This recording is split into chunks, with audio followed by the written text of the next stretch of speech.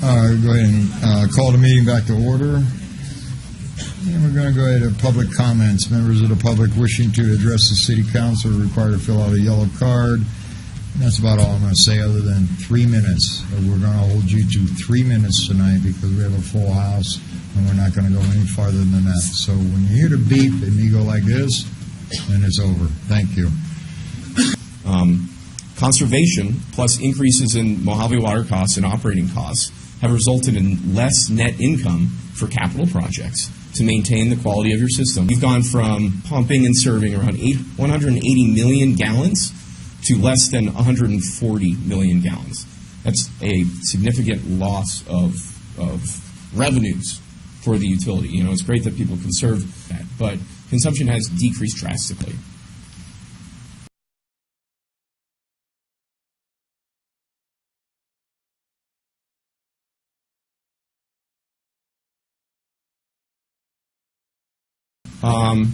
And right now, only residential customers have tiered water rates. And according to the San Juan Capistrano ruling, we need to have that cost justification. The city and the authority would like to continue to promote conservation via tiered volumetric water rates. How do your water rates compare to the surrounding communities? They're a little bit below the average here. We have Hellendale, Victorville, Hesperia, Spring Valley, and Apple Valley Ranchos. And as you can see, Apple Valley Ranchos, it's tough to live there. Those water rates are pretty darn expensive. I don't see anywhere in here where we're talking about capital improvements, because last time we were supposed to have capital improvements, but yet most people in this city still have brown water. So you want them to pay more for brown water. But there have been no capital improvements since the last rate increase. So you want more, you're asking the residents to pay more money for capital improvements and rate increases to fix stuff that hasn't been fixed, and yet and still we're just supposed to continue to throw more money and more money and more money when you haven't done anything what you're supposed to do with the money we have already. You know, I can interject here a little bit with Jermaine, and I was given the impression when asking these questions, and that was one exact question I did have, with these meters that are still remaining to replace. This survey that was taken, it's not accurate. We're assuming, and we're going to be asking our ratepayers to pay more on an assumption. I think they would, excuse me for some, but maybe they wouldn't mind if they had an accurate account. Go ahead, Carolyn, please. So there's a couple things that I would like to address. One, the gentleman cited San Juan Capistrano, which was a 2015 ruling by the 4th District Court of Appeals. And they ruled, along with the California Supreme Court in 2006 and the 2nd District Court in 2011, that tiered rate charges to conserve or promote conservation is unconstitutional in California. So you might want to look that up. Another thing is he cited Apple Valley Rancheros, and they're currently in a number of litigations over their water charging. So you might want to look that up too. So, you know, I see that, you know, we're in an unprecedented drought where under mandate to conserve, whether it be by the county or by the governor or by the cities, and that you are doing contracts for cultivation, marijuana cultivation, here in the city. And that's fine, but, you know, as Mr. Wright had said earlier, they do take a lot of water. So by the calculations that I came up with, the American Growers Association said they take 6 gallons of water a day for each individual plant.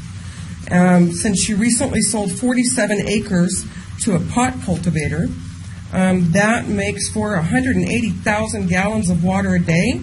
And per the contract that you came up with, that they would donate some of their proceeds to parks and recreation. I suggest that maybe you should donate some of that to paying off some of these bonds or renewing some of these bonds that you're talking about, since they'll be using a major portion of our resources. So, you know, I mean, we recently came off a 5-year raise. We're in, our economy's down. If you think that people aren't spending much now, just wait until you sock it to them in their utility bills. And then you're going to see everything else go down. So, when's enough enough? We don't have unlimited pocketbooks. Even the county knows that Adelanto is one of the poorest cities. So when's enough enough? Seriously. I think we've all kind of had enough. We don't have endless pocketbooks. Do you? Do any of you? And I thank Mr. Camargo and Mr. Wright for actually standing up and representing the constituents that voted you in. And I would like to commend you for investigating further and standing up for your constituents. So any of the others that, I really think, and especially when we're coming up on voting time, you really might want to think about that vote. You really might want to get those numbers, and you really might want to investigate what's constitutional in California. Thank you. All right, thank you, ma'am.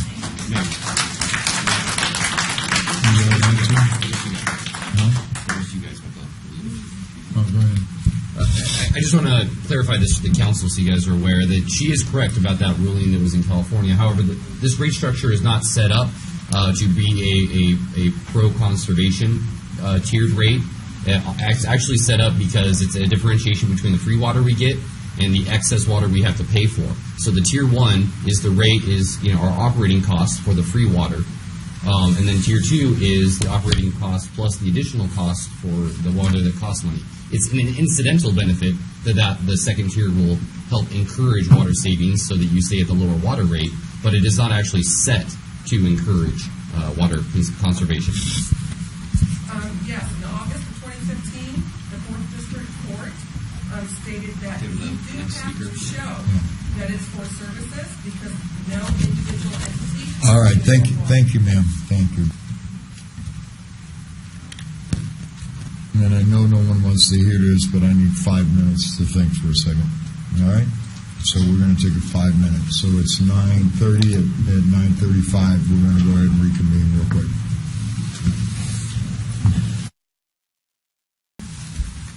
Looking for a motion to approve Utilities Authority Resolution 16 TAC 24. That's how City Council did for 50 years. And then look what happens. Then we have real big problems when we can't fix broken pipes, broken hydrants. People call because they have water things, and the city has no money to cover it. So, it's a thing that has to happen, and that's really all I have to say.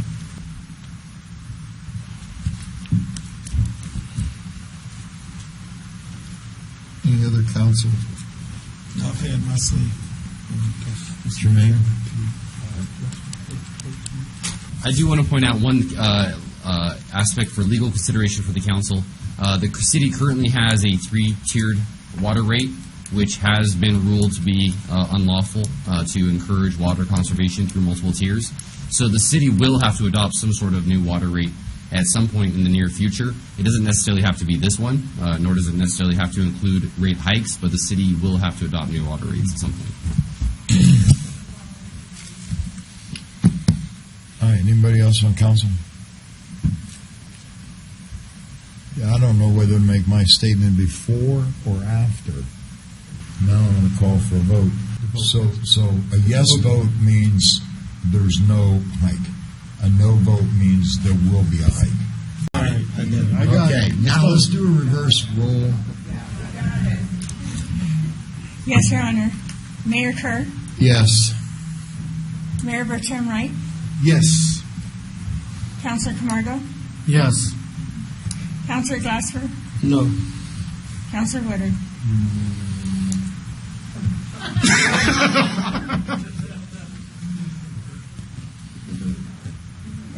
Oh, yes, it does. I want to hear a word out of his mouth. You said yes? You said yes. You said no? You said yes. So yes, 4-1. It passes. Okay. It's rejected. It's rejected. The resolution's rejected. Okay, so it's over.